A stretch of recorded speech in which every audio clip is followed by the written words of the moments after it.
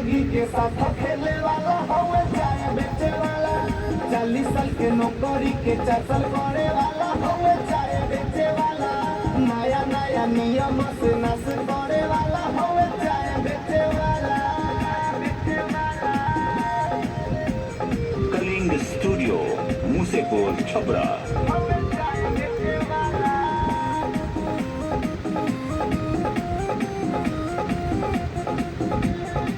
पहले कोरोना के कोइले बहाना ए जी अपन रैली निकालस रोजाना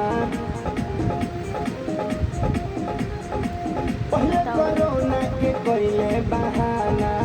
अपन रैली निकालस रोजाना तो आली जाली भाषण से मोह लेवे वाला हवे चाय बेचे वाला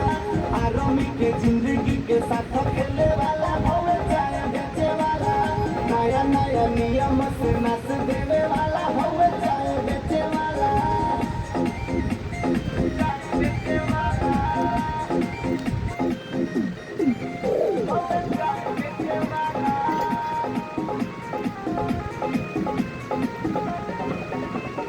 Music by Mantu Mani.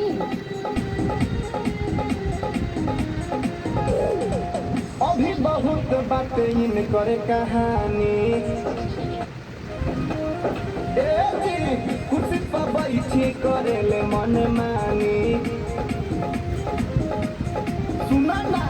अभी बहुत बातें इनकर कहानी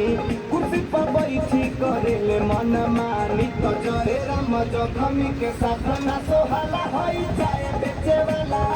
आरामी के जिंदगी के साथ खेले वाला